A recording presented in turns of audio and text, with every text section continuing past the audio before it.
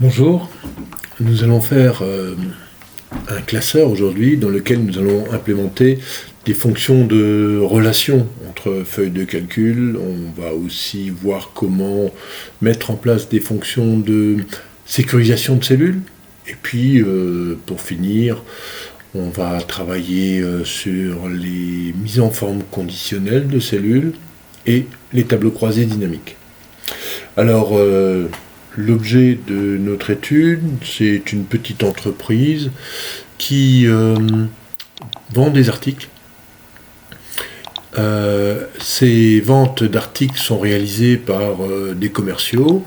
Alors, vous les connaissez bien. Voilà, j'ai ouvert 3 fenêtres avec le même classeur pour faire apparaître 3 feuilles de calcul. Bon, nous avons déjà vu ces fonctions qui permettent d'ouvrir plusieurs fenêtres à partir d'un même classeur. Donc c'est affichage, nouvelle fenêtre, puis affichage réorganisé. Alors, ici, j'ai le tableau dans lequel je vais saisir toutes les ventes réalisées au fur et à mesure des ventes. Ici, j'ai un tableau avec une feuille de calcul avec des articles. Les noms n'ont pas beaucoup d'importance. Et voici mes commerciaux. Première difficulté, je vais mettre en place des fonctions qui mettent en relation les différentes feuilles de calcul, en sachant que le nombre d'articles n'est pas encore connu. Il évolue en permanence. Même chose pour les commerciaux. Alors, pour m'avertir qu'il ne faut pas tout simplement ajouter des articles en dessous de ceux qui existent, mais plutôt les insérer dans une zone qui est clairement identifiée au moment des relations, je mets un trait jaune, tout simplement une limite, je marque la limite jusqu'à laquelle toutes les formules que je mets en place vont être établies. Donc voilà, là on va dire qu'on va se contenter de 8 lignes. Voilà, j'ai mis mes 3 zones. Première chose, je commence par nommer cette zone-là, parce que j'en ai besoin en différents endroits. Je vous rappelle que pour nommer rapidement, il suffit d'aller dans Formule, et puis choisir depuis sélection. Automatiquement, il va attribuer ArtNum aux cellules qui se trouvent en dessous. Voilà, ça c'est la zone ArtNum. Commençons donc. Je vais saisir ici aujourd'hui, contrôle point virgule. Je mets quelques dates au hasard. Et là, j'ajoute, mettons, 2 jours. Voilà. C'est tout simplement pour avoir un échantillon de dates qui pourront me servir par la suite. Je vais commencer par les articles. Je souhaite que l'utilisateur saisisse ici le code de l'article, et pour éviter qu'il se trompe, je vais mettre en place une fonction de validation des données. Alors, la fonction de validation des données, elle se trouve quelque part par là. Évidemment, c'est plus facile si j'élargis mon écran. Je vois apparaître automatiquement validation des données. Et cette fonction me propose différentes catégories de contrôle. Pour le moment, elle autorise tout. Je vais lui demander de n'autoriser que les éléments d'une liste. Ensuite, il me demande où se trouve cette liste. Ici, je pourrais énumérer les termes de ma liste. Par exemple, si je veux limiter à lundi, point virgule mardi, point virgule mercredi, je pourrais les taper de cette manière-là. Dans la mesure où ma liste n'est pas exhaustive, qu'elle risque d'évoluer, je préfère faire référence à une zone égale ArtNum. Le fait d'écrire égal signifie à la fonction qu'elle doit aller chercher une zone. Message saisi, eh bien je vais mettre une petite information. Merci de saisir ou de choisir un article. Hein. Message d'erreur. Erreur, cet article n'existe pas. Ok. Essayons. Vous voyez que dès que j'ai validé, il a mis ici une zone de liste déroulante, il a mis une infobulle qui me gêne un tout petit peu, je peux la déplacer. Évidemment, elle ne sera visible dès que lorsque je serai dans une cellule concernée par la validation des données. Je peux sélectionner, je peux taper. Est-ce que je peux taper n'importe quoi? Oui. Donc, j'ai dû faire une bêtise quelque part. Alors, la première bêtise que les étudiants font en général dans ce contexte-là, eh bien, ils se rendent sur la cellule qui n'est pas bien saisie et ils retournent dans validation des données. Si je procède ainsi, je ne vais changer les paramètres de validation que de cette cellule-là. Donc, j'aurais eu intérêt à d'abord sélectionner l'ensemble des cellules, ou, depuis que Bill a rajouté cette petite case à cocher, eh bien, il suffit de la valider, et ainsi, si je change un paramètre ici, il sera appliqué à l'ensemble des cellules. Qu'est-ce que je n'ai pas bien paramétré? Liste déroulante, ça c'est bon. Ignorer si vite, qu'est-ce que ça peut vouloir dire? Eh bien, ça veut tout simplement dire que la validation des données n'autorise que les éléments d'une liste, sauf s'il y a un élément vide dans la liste, ce qui est le cas chez moi. Donc, je vais décocher cette case-là, et normalement, le problème devrait être réglé. Si je tape n'importe quoi, il n'est pas d'accord, il me le signale, et je n'ai plus qu'à saisir un code qui existe. D'accord? Alors, voilà. On va dire que c'est suffisant.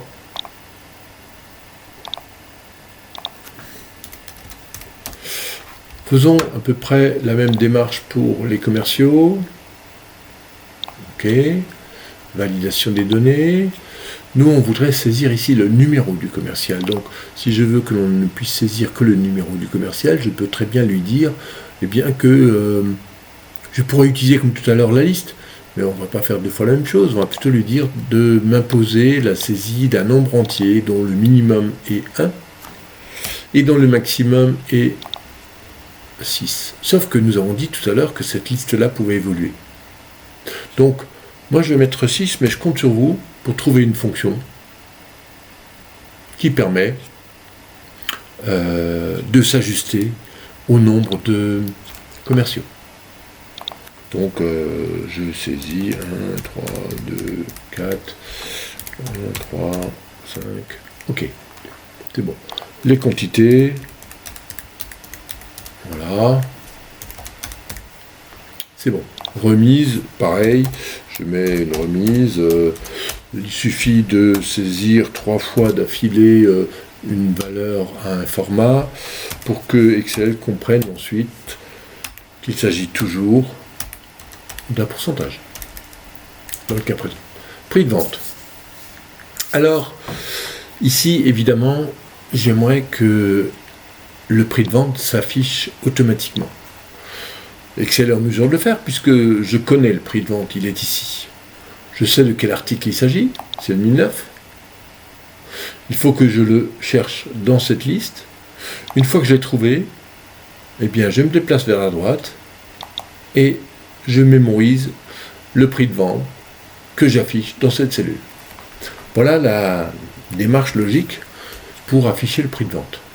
Bien, Excel a besoin de cette démarche-là, respecte cette démarche-là aussi, pour afficher mon prix de vente. Je vais utiliser une fonction de recherche. Donc, je vais lui demander d'afficher une fonction recherche. Elle commence par R. C'est recherche V. Alors, quelle est la différence entre recherche V, recherche H, recherche X? Eh bien, on va déjà voir...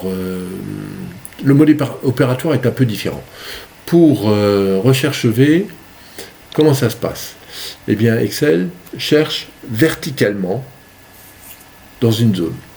D'abord, premier paramètre. Quel est l'indice de la recherche? L'indice de ma recherche, c'est le numéro d'article. D'accord? C'est bien une valeur cherchée. Donc c'est bien une cellule. Table matrice, eh bien là c'est un ensemble de cellules. Alors, la particularité de la fonction recherche, c'est qu'elle exige que la valeur cherchée se trouve dans la première colonne de la zone, et elle doit être suffisamment large, cette zone, pour que on y trouve au minimum la cellule que l'on veut renvoyer. J'aurais pu étendre ma sélection jusqu'à artstock, ça fonctionnait. Mais je ne pouvais pas m'arrêter à art PA. Il faut absolument que PV soit dedans pour pouvoir retourner le PV. Donc, je lui ai dit, tu vas chercher l'article ici, dans la première colonne de ma zone. Ça, c'est fait. Attention, ma fonction, je veux pouvoir la recopier vers le bas. Si je veux pouvoir la recopier vers le bas, ici, je vois bien que je suis en référence relative. La zone est toujours encore sélectionnée. Donc, si j'appuie sur F4, hop, toutes les parenthèses ont disparu, et j'ai maintenant une référence absolue. Numéro index colonne.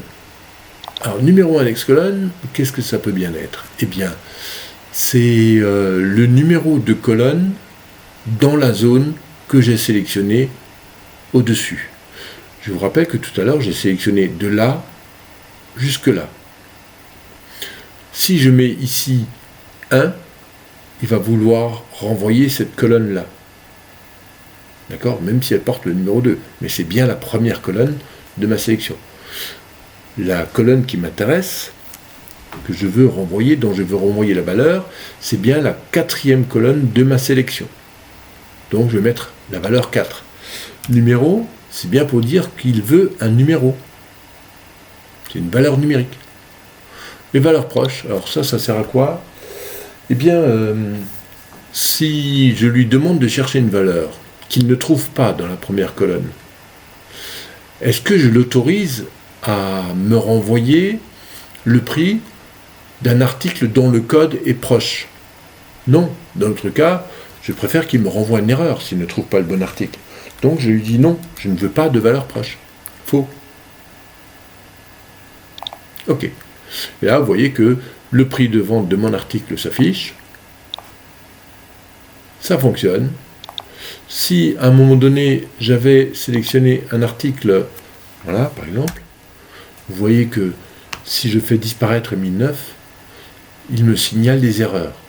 Alors si vous signalez une erreur comme ça, soit l'article que vous cherchez n'existe pas, soit vous vous êtes trompé dans vos références. Bon, le prix total. Alors le prix total, alors qu'il y a une remise, eh bien ça tout le monde sait le faire.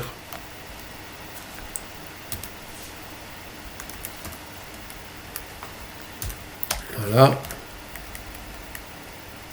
Alors je peux recopier vers le bas plus rapidement en faisant un double-clic ici.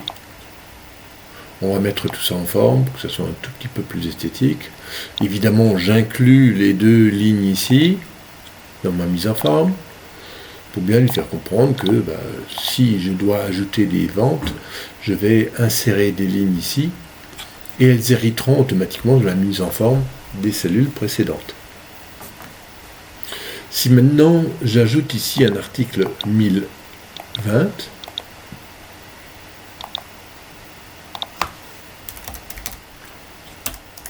je mets un prix, voilà, vous allez voir que si je veux ajouter une nouvelle vente, j'insère ici, allez, on va mettre une date, je dis que c'est le 1, là je vais choisir le 1020. Le 1020 existe, j'en ai acheté 5 parce que c'est tout neuf, et si je recopie cette formule vers le bas, ça marche. D'accord? Poursuivons. Alors, commerciaux. J'aimerais malgré tout afficher ici le nom du commercial. Alors, tout à l'heure, nous avons utilisé une fonction recherche, V. On pourrait utiliser une fonction recherche, mais comme tout à l'heure, on va éviter de faire deux fois la même chose, pas seulement pour faire quelque chose de différent, mais aussi parce que la fonction recherche, elle qu'elle consomme pas mal de ressources. Lorsque Excel cherche une valeur, par exemple un code, parmi 10 lignes, c'est instantané, on ne peut pas parler de consommation de ressources, mais bon, elle est minime. Par contre, si il cherche un code parmi 10 000 articles, si c'est le dernier des articles, il lui faut quasiment 2 secondes pour trouver. Donc, on dit qu'en moyenne, une recherche met 1 seconde sur 10 000. Donc, si vous avez beaucoup d'articles à rechercher, ça commence à compter. C'est la raison pour laquelle on va utiliser une autre fonction, c'est la fonction index. Alors, la fonction index, elle existe sous 2 formes. Sous forme de matrice, je cherche dans une matrice, donc dans une zone, ou alors je cherche dans les résultats d'une fonction. On ne va pas s'occuper de cette deuxième possibilité. Donc je choisis la première. Il me demande où se trouve la matrice. Je veux le commercial numéro 1 qui se trouve ici. Je peux ici me contenter de sélectionner cette zone. D'accord ? Où est-ce que je vais trouver le numéro de ligne du commercial qui m'intéresse ? Le commercial qui m'intéresse, eh bien, c'est le numéro 1. Ok. Numéro de colonne ? Eh bien, je n'ai pas besoin de mettre de numéro de colonne puisque la zone que j'ai sélectionnée ne comporte qu'une seule colonne. Ok. Si je fais ça et que je recopie vers le bas, eh bien, ça ne fonctionne pas très bien. Pourquoi ça ne fonctionne pas bien ? Je vous ai dit dès la première séance que vous aviez toujours intérêt à lui demander d'afficher les antécédents. Alors, on va aller dans Formule, repérer les antécédents.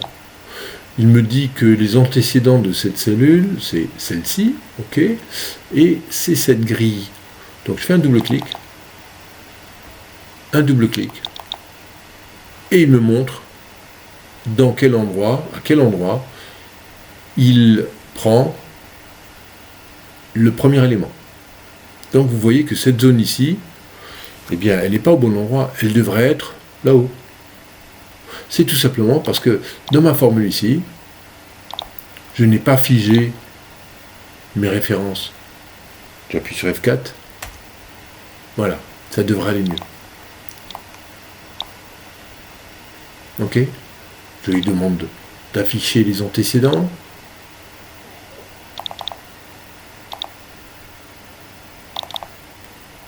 C'est bon. Ok. Alors, voilà. Maintenant, j'aimerais afficher une colonne. Pas pour l'instant. Tout à l'heure. Alors, on a notre échantillon. Nous n'avons pas suffisamment de lignes pour que ce soit intéressant. Donc, je vais dupliquer ces lignes. Alors, je vous rappelle que si vous voulez dupliquer ou si vous voulez coincer, par exemple, cette cellule rouge entre ces deux cellules jaunes, il suffit de prendre le bord de la sélection. Hop. J'ai pris le bord, je l'ai attrapé par le bord. J'ai toujours pas lâché. Si j'appuie sur Shift, ça devient un I ou un H. C'est pour me dire que si je lâche le H ici entre les deux cellules jaunes, si je lâche ma souris, eh bien j'ai déplacé en insérant. On va faire la même chose avec ces cellules-là, toutes ces cellules-là. Je ne veux pas, cette fois-ci, les déplacer, je voudrais bien les recopier entre les lignes 9 et 10. Donc j'ai sélectionné des lignes complètes, j'attrape le bord, j'appuie sur Shift, j'appuie sur CTRL, et je lâche ma souris entre 9 et 10. Pour changer un peu les dates, je vais lui demander d'ajouter 30 jours partout ici, donc je tape ici à 30, copier, collage spécial, sous forme de formule, je lui ajoute 30. Donc vous voyez que on a ajouté ici, il suffit de regarder la formule là-haut, on a ajouté 30 partout. D'accord ? je vais ajouter 1 à tous les commerciaux, collage spécial, ajouter, hop. Et on va faire ça une deuxième fois pour avoir un peu plus d'informations. Hop, Shift, CTRL, je le glisse ici, je copie, collage spécial,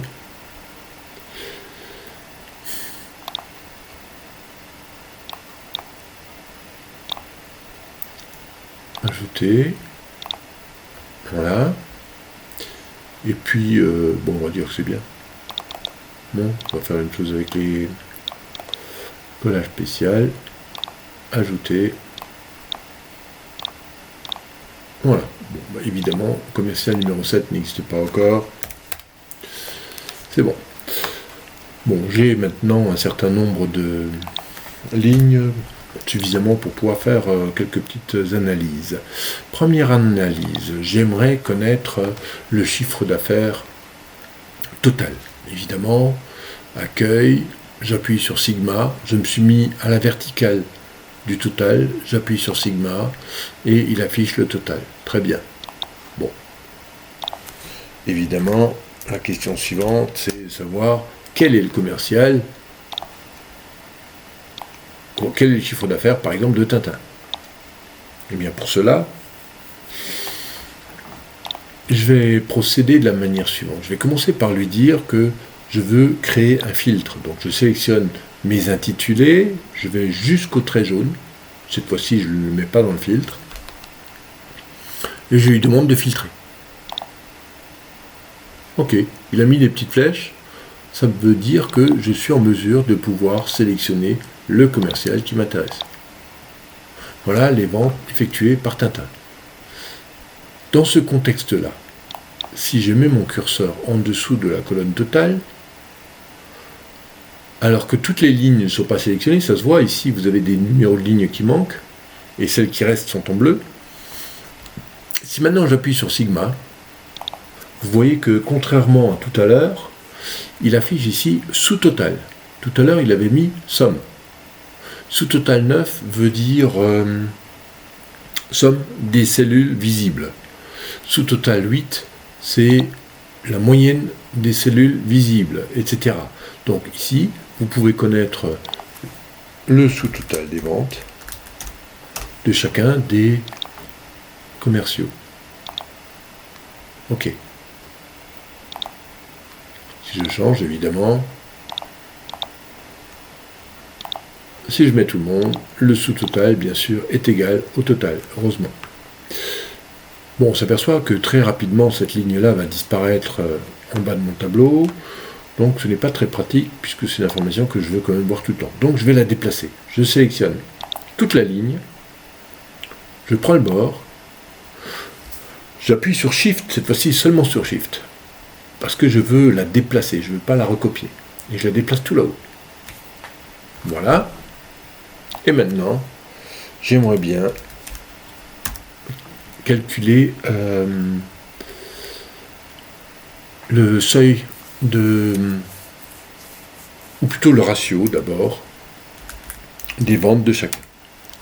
Le ratio. Donc, ça veut dire que ici, je vais lui demander de faire le calcul du rapport entre la vente représentée par la ligne et le sous-total qui est ici.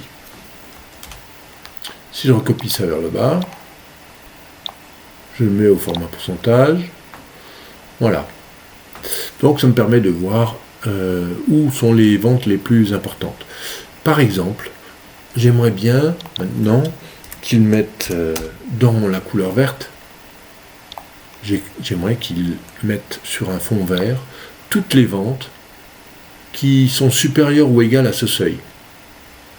Donc je sélectionne tous les ratios, je vais sur mise en forme conditionnelle et je vais lui demander de créer une nouvelle règle. C'est une règle qui va se baser sur une cellule, sur le contenu d'une cellule. Le contenu doit être supérieur ou égal à cette cellule qui est là. Et si elle est supérieure à cette cellule, j'aimerais qu'elle s'affiche sur un fond vert. Ok. Donc c'est pas mal. On voit quand même qu'il y a un petit problème ici. 4% qui ne sont pas verts. Alors, peut-être que c'est tout simplement un problème d'arrondi. Ah, j'ai agrandi, enfin, j'ai ajouté une décimale, et vous voyez que le 4% affiché tout à l'heure, en fait, c'était un 3,7. Ce qui explique qu'il n'était pas en vert. Bon, maintenant, j'aimerais bien, pour simplifier la lecture, qu'Excel mette une ligne sur 3 en vert. Il existe une fonction ici, un bouton, qui est prévu dans Excel, qui permet de faire ça en automatique. Mais il perturbe un tout petit peu la suite des opérations, donc je préfère ne pas l'utiliser. Alors, pour mettre une ligne sur 2 ou une ligne sur 3 sur un fond gris, je vais me servir d'une première fonction. Elle s'appelle ligne. Si je fais égale ligne,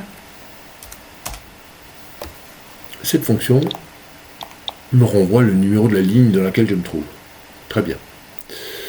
Je vais utiliser une deuxième fonction qui s'appelle mode. La fonction mode renvoie le reste de la division d'une valeur par une autre. Si je fais mode de la cellule qui est à gauche, c'est-à-dire ligne, point virgule 3, eh bien 3 divisé par 3 reste 0. 4 divisé par 3 reste 1, etc. Donc je vais utiliser ces deux fonctions pour les mettre dans une mise en forme conditionnelle. Donc je vais ajouter une nouvelle règle. Cette fois-ci, je ne vais pas utiliser la valeur d'une cellule, je vais utiliser le résultat d'une formule. Et dans ma formule, je vais écrire égal mode, ouvrir la parenthèse, de ligne, ouvrez et fermez parenthèse, point virgule 3, égale 0. Donc, ça revient à ce que j'ai écrit là-haut. Et chaque fois que ça vaudra 0, je mettrai un fond gris. Appliquer. Ah, le problème, c'est que ça fonctionne, mais il y a des 4 qui ont été écrasés. La couleur verte a été écrasée par une couleur grise. Donc, il suffit d'inverser l'ordre d'application des règles pour que ça fonctionne. Ok, ça marche. Bon, maintenant, j'aimerais savoir quels sont les commerciaux qui ont réalisé les ventes le dimanche. Alors, jour-semaine est une fonction qui me renvoie le jour de la semaine. 6, mais qu'est-ce que ça veut dire? Pour le savoir, je vais mettre un égal ici, et cette cellule-là, je la mets dans le format date longue. 6, on va recopier ça vers le bas, on verra bien. Dimanche, c'est un 1. D'accord. Ok. Donc, on va lui dire, on va ajouter une nouvelle règle dans laquelle, encore une fois, on va exploiter le résultat d'une fonction. La fonction, c'est égal jour-semaine. Oui, mais jour-semaine de quelle cellule? Pour chacune des cellules du tableau, il faut que j'analyse le jour de la semaine qui se trouve dans la première colonne de chacune des lignes. Donc, jour-semaine, si je lui montre cette cellule, il va toujours faire référence à la cellule L3C1, donc le 8 janvier.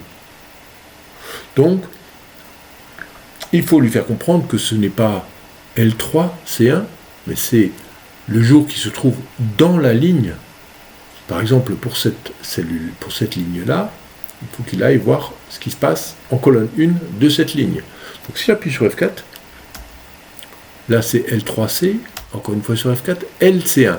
LC1, c'est bien le jour qui se trouve dans la ligne en colonne 1. Si jour semaine LC1 est égal, on a dit que le dimanche c'était 1, je mets ça en gris foncé. Et si j'applique, ça fonctionne et ça écrase de nouveau le vert. Donc je fais remonter le vert. Voilà. Donc on a mis en place un certain nombre de fonctions de mise en forme conditionnelle. On pourrait en rajouter. Aujourd'hui, on utilise régulièrement Excel pour faire des plannings.